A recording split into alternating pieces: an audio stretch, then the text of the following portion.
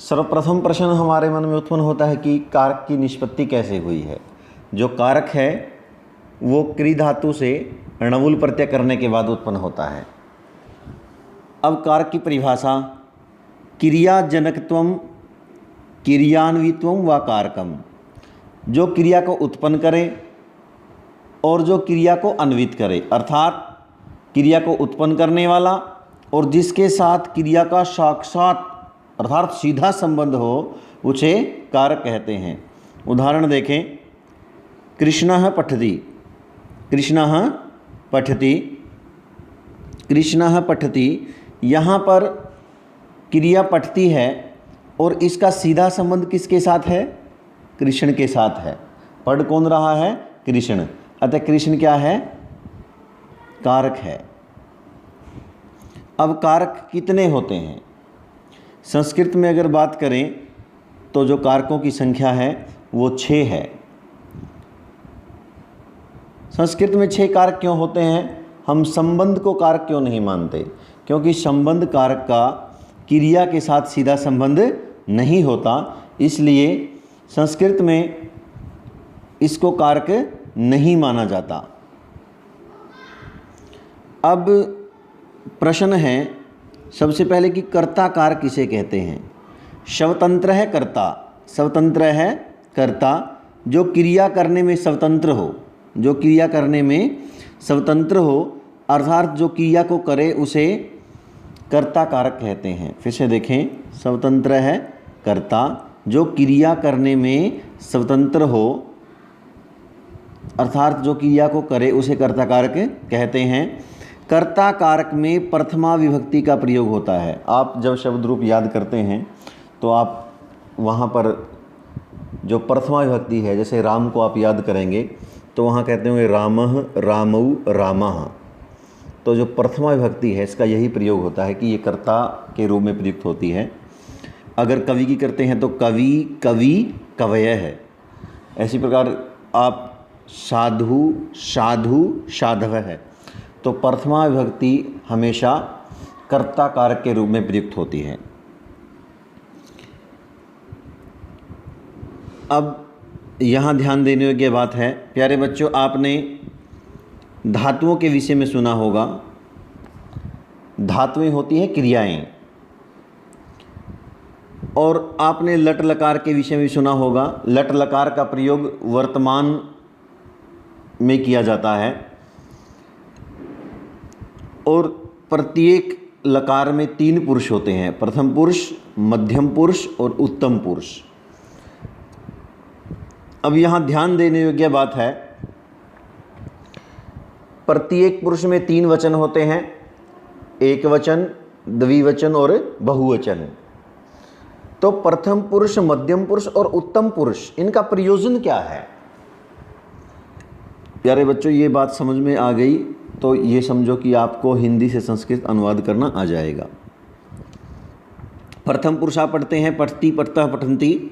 मध्यम पुरुष पढ़ते हैं आप पठसी, पठता, पठत। और उत्तम पुरुष पढ़ते हैं पठामी, पठावः, पठामः। अब मैं एक उदाहरण आपके सामने दे रहा हूँ। मान लो 3 व्यक्तियों की चर्चा हो रही है और 2 व्यक्ति खड़े हैं, तो समझदार मनुष्य सर्वश्रेष्ठ किसको मानेगा? स्वयं को, यानी कि अहम, अपने आप को, अहम को उत्तम मानेगा। इसलिए अहम शब्द जो है, अहम मैंने क्या होता है? मैं। इसका प्रयोग उत्तम पुरुष के साथ किया जाता है। किसके साथ किया जाता है? उत्तम पुरुष के साथ। और फिर जब अपने आप को श्रेष्ठ कहेगा तो सामने वाले को भी कहेगा कि आप भी श्रेष्ठ हो। यानी कि सबसे पहले अहम, और सामने वाले को क्या कहेगा? भाई आप भी श्रेष्ठ हो, आप भी मतलब मध्यम हो, ठीक हो आप भी। तो इसलिए त्वम, सामने वाला कौन हो गया? तुम। आप उसको कहेंगे ना कि तुम भी श्रेष्ठ हो, तो तुम का प्रयोग किसके साथ होगा? मध्यम पुरुष के साथ होगा। और जो भी बच गए संसार में, चाहे वह शैतौते है या कोई भी प्रथम विभक्ति का है, चाहे वो गजय है, चाहे वो बालक है, उन सब का प्रयोग किसके साथ होगा? प्रथम पुरुष के साथ होगा। बच्चों फिर से देखें, जब अहम अपने आप को उत्तम बताता है, मैं अपने आप को उत्तम बताता हूँ, तो अहम का प्रयोग हमेशा किसके साथ होगा? उत्तम पुरुष के साथ होगा। इसलिए अहम पठामी हमेशा मैं पढ़ता हूँ कि संस्कृत अहम पठामी ही होगी। वो कभी भी अहम पठसी और अहम पठसी और अहम पठती नहीं हो सकती। इसलिए अगर हम अहम शब्द का प्रयोग ना भी करें, मात्र पठामी कहें, तो भी इसकी संस्कृत बनेगी मैं पढ़ता हूँ। इसी प्रकार आवाम हम दो पठावह पढ़ते हैं। अगर हम आवाम हम दो शब्द का प्रयोग ना भी करें और सिर्फ बोले पठावह, तो भी इसकी संस्कृत बनेगी हम दो पढ़ते हैं। पठामह अगर हम कहें, वयम पठामह, वयम हम सब पठामह पढ़ते हैं। अगर हम वयम ना भी लगाएं और मात्र कहें पठामह, तो भी इसकी संस्कृत बनेगी हम सब पढ़ते हैं। फिर से देखें, जो दो मनुष्य खड़े हैं, जो दो व्यक्ति बात कर रहे हैं, उनमें से जो प्रथम कहने वाला है, जो मैं वाला है, वो अपने आप को उत्तम मानेगा। इसलिए अहम मैं, अवाम हम दो, वयम हम सब। तो अहम अवाम वयम के साथ किसका प्रयोग होगा? हमेशा उत्तम पुरुष का प्रयोग होगा। एक भी अपवाद नहीं मिलेगा कि जहाँ पर अहम अवाम वयम के साथ मध्यम पुरुष का प्रयोग हो गया हो या अहम अवाम वयम के साथ प्रथम पुरुष का प्रयोग हो गया हो। एक भी ऐसा उदाहरण आपको पूरे संस्कृत साहित्य में नहीं मिलेगा। इसी प्रकार जो सामने पुरुष खड़ा है, जो सामने व्यक्ति खड़ा है, उसको आप तुम करके संबोधित करोगे और उसको कहोगे भाई तुम भी श्रेष्ठ हो, तुम भी मध्यम हो।